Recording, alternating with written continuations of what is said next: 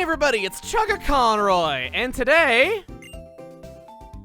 is my birthday! Happy birthday! Please keep visiting the Pokemon Center for many years to come. And with a price like free, who could argue with that sentiment? Well, alright, so today's not my birthday.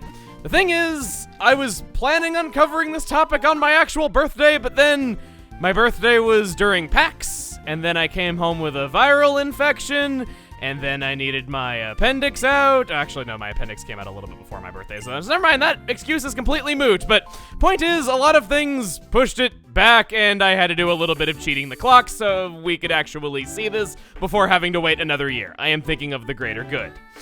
On your birthday, the Pokemon Center lady, that I begrudgingly call that a Nut Nurse Joy, will acknowledge it as your birthday.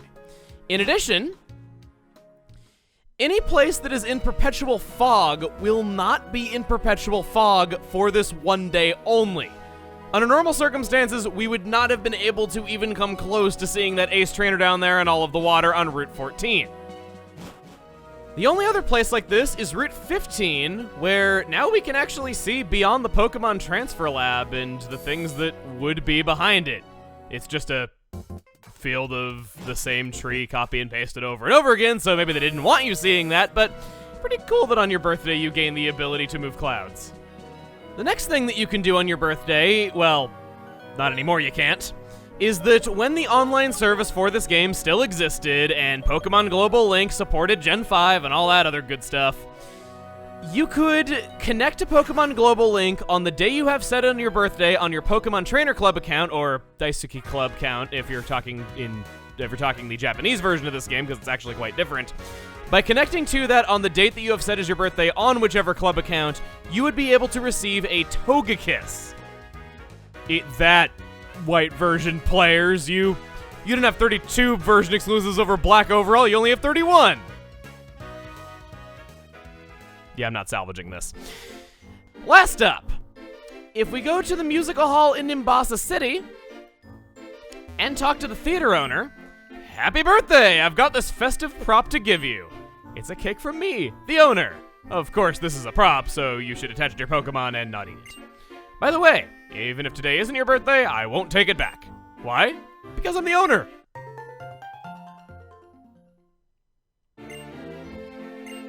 We really want you to participate in the musical. I apologize in advance if any of our props don't suit some kinds of Pokemon. Pokemon are individuals, after all. This transitions us into our very next topic, as that is everything that you are able to do on your birthday. We touched on musicals very briefly when we were forced to play the tutorial, but we couldn't see everything that you could do with them back then, so now we're going to be going over musicals in the greatest of detail. Pokemon musicals have quite a few different rewards that you can earn in the form of props, allowing you to dress up your Pokemon with greater customization and individuality. There are a lot of musical props to collect, a lot more than you might even think. There are exactly 100 of these things. Going over them in greater detail, there is, of course, the toy cake that we just got for talking to the theater manager on our birthday. The guitarist out on Route 5 is a one-of-a-kind trainer who will give you the electric guitar for battling him. Winning 5 musicals and talking to the theater owner scores you the crown. Winning in 10 musicals and talking to the theater owner wins you that winner's belt that fits on Salsa's hips very nicely. The musical lover in the house in Opelucid City will give you the scarlet hat, the big bag, the fluffy beard, and the gift box, completing the ensemble of Santa Claus. Salsa the monkey, as you see him now, had a tragic upbringing as a forgettable Simisear. But not wanting all Simisear kind to be forgotten about, Salsa took it upon himself to become a star on Broadway, and he did. He won enough musicals to unlock every single regular musical prop that there is. We're gonna be scrolling through those right now. You get these by just playing in musicals, earning fans, and talking to them in the lobby after the show.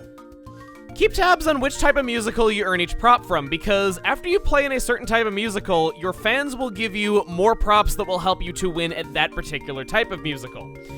It is really just as simple as if you want to get all of them, just play in the first type over and over again until you stop getting props, then play in the second one over and over again until you stop getting props. You'll be there a while, and so on and so forth. But if you really want to know exactly how it works, play in Stardom if you want cool accessories, play in Forest Stroll if you want cute accessories, play in A Sweet Soiree if you want elegant accessories, and play in Exciting Nimbasa if you want quirky accessories. In addition to the 4 types of musicals that I have already mentioned, there was actually DLC for this feature. There were 5 different DLC songs and stages that you could perform with, and you could only have access to one of these at a time. It would be overwritten if you downloaded a new one. Charming Muna could either be cute or elegant. You would know this by the target audience that you were told by the theater owner when you were getting started before getting dressed, where I'll tell you if it is popular with girls or if the show is popular with women. Whatever it is at the current moment, that is the one that you want to choose.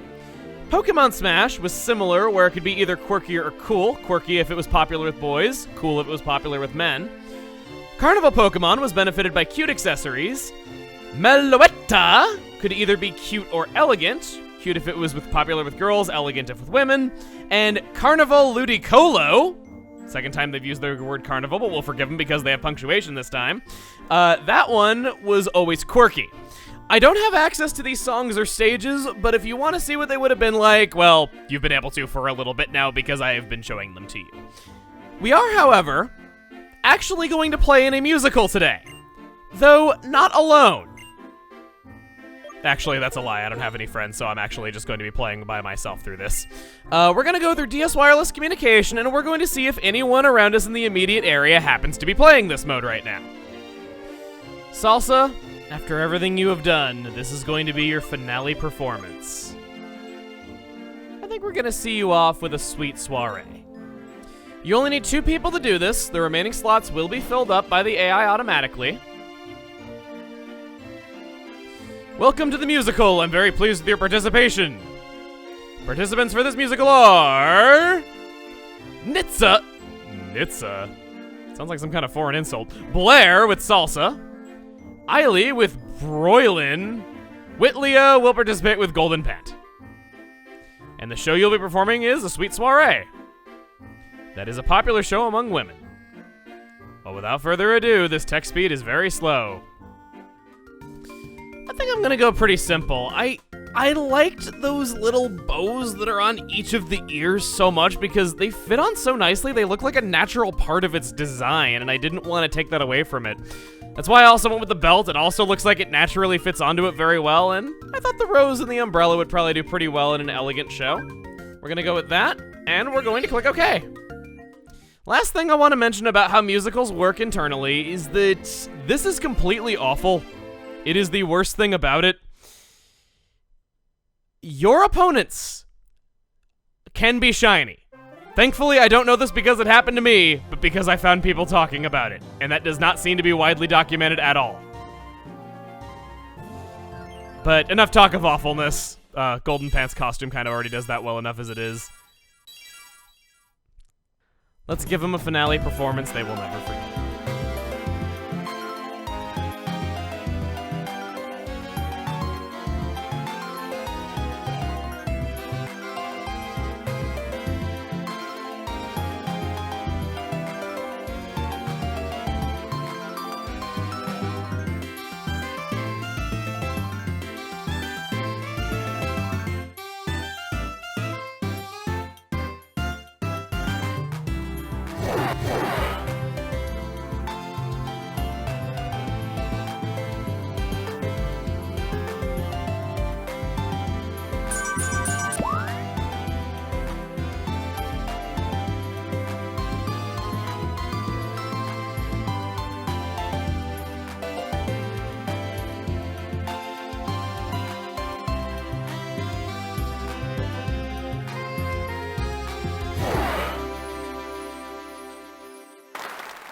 Throwing the rose on the last beat of the song. Classy. That ridiculous hodgepodge of everything just jumping up. I also just realized the irony that it has a belt and its pants are still dragging all over the floor anyway. I could believe Scrafty doing that when someone tells them to put on a belt. Just put a belt on and not tighten it. I really hope we won. I didn't take advantage of props as much as I could, and I also didn't get the sparkles on me when I did my appeal. Oh! Oh no, I got 4. Wow, I am so sorry, Salsa. I guess, it was a good thing that you got out when you did because you'd gone very downhill.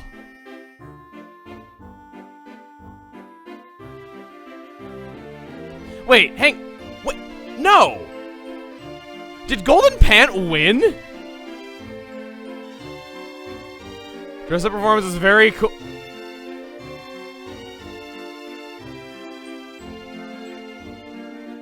A, I wasn't even trying to get the audience's approval. I just threw on whatever looked stupid. And second, I never even appealed one time. Okay, this brings me to something I've actually been wanting to say about musicals for a while now. I think that this is the stupidest iteration of basically Pokemon contests ever. It's impressive how it's fully animated and all the different Pokemon can be used in it and you can actually put clothing on them. That much is cool. I'll give them that. And the music is nice. But I had, while I was grinding out to get every single musical prop, I had plenty of games where I did everything perfectly and had sparkles on me and did my appeals at smart times. I played well, I used all the best accessories, and I still couldn't win. Conversely, there were times where I just left the game running, went off, got myself a juice, came back, and found out I won first place without even trying. I think it's just very flawed, very luck-based. The game is not clear at all about how your actions actually do impact it, and I don't feel like anyone really cared enough to research this because there sure as heck aren't a lot of resources about it out there, and even with everything that I've learned about it across playing it to 100% it, I still feel like I don't understand it any better now than I did when I started. It's kind of a lame side mode, and it takes hours to grind it out, but the reason why I wanted to do one in multiplayer was not to have a cool guest on that everyone would be so happy to see or anything like that. Wait! Please wait! You participated in a musical with your friends, right? I felt like you opened up new possibilities for musicals.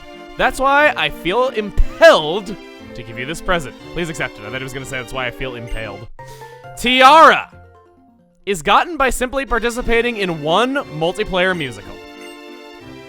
I eagerly anticipate seeing you on stage again, and because he's the boss, he can burp while he is saying that and not lose any classiness. That is the final musical prop. Salsa, you've earned it.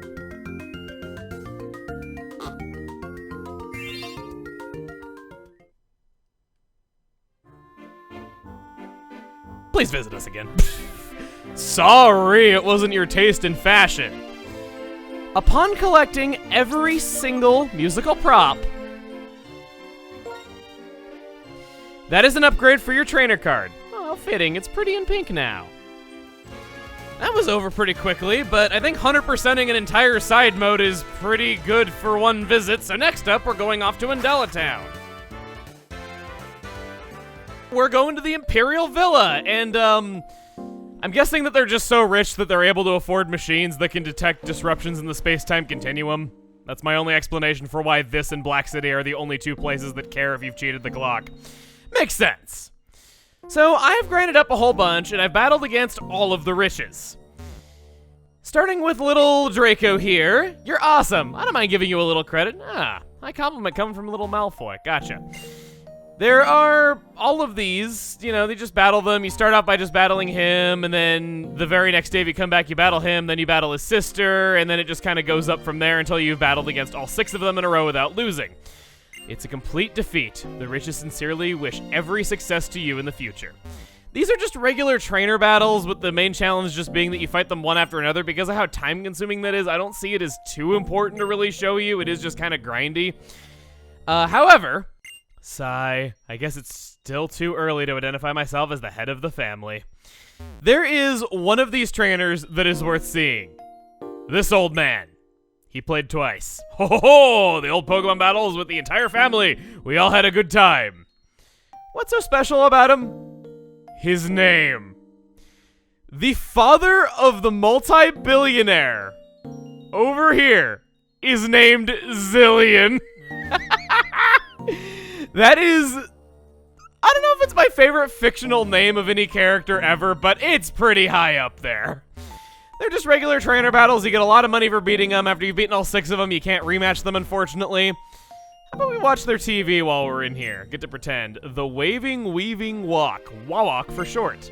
I wonder what kind of Pokemon we'll meet today. Oh, what's this thing? It's the Pokemon with the ability A Pokemon with download can take advantage of its opponent's weaknesses. I thought it was talking about Genesect in particular. Nice if I had an ability like that. I wonder where I should walk next. I thought they were going to be doing a television piece on Genesect, and I was thinking, wow, you scientists for Team Plasma sure did a good job keeping that experiment under wraps. Next, that's kind of funny, because the next topic that I want to go on to has to do with Genesect. We're going back to P2 Laboratory. This is a little bit weird. I knew about this, but I mistakenly thought that it was in another game, and that's going to, heavily bother me. It's a good thing I'm bothered by the smallest things, because Rock grew to level 71 because of that. I have to thank you all for this, because many of you told me about this, and I really, really appreciate it. The thing is, if you go into P2 Laboratory, and you check over here, there is a memo stuck to the side of the monitor. Who wouldn't? My Lord N apparently had rejected my research, but my research is necessary for Team Plasma to reach its goal, the strongest Pokemon. The rest of the memo is torn and impossible to read. It's a slight little hint that there will be something here for Genesect when you actually obtain it, and that's kind of a thing that helps you put the pieces together. A lot of you told me about this, so I came back here on my own, checked the monitor, and nothing happened. So then I was thinking, oh, maybe it'll be here after you bring Genesect, but then this guy was in front of the monitor and he wouldn't leave, so I'm like, okay, maybe it's just in another game, but no, you have to check these little books that you don't even know you can interact with to check the side of the monitor. It's very, very strange, but at least we got it in there now. I like showing every little bit of story detail. Next up, it is that sad, sad time that I tell you we don't have a whole lot of adventuring left to do. I'm gonna run through with you the things that I want to still go after. There's the one thing in Castelia City that I said we'd go back for that we still haven't done. That's, of course, being done. Don't worry about that. Haven't forgotten. There is the thing on Celestial Tower that I said we'd be back for later. Charon said he'd wait for us on Victory Road, and we will definitely go and challenge him to a fight he will never forget. On the way, there is something on Route 10, and there is also something at the Pokemon League. Of course, I am sure you know about the one fight in Undella Town that we need a rematch on. That is every major thing that I intend on doing from here on out. But I am sure it's not everything that Pokemon Black and White has to offer, so I would like you to tell me, what have we not done yet that you think we should do? Depending on what the answers are, it might be a little bit before I can deliver on them, but I always like to ask. Oh, and I haven't forgotten about this. Don't worry. So, with all of that, we are down to just the really hard fights. Next time on Pokemon Black and White, we begin challenging the most skilled trainers in the land. See you guys there.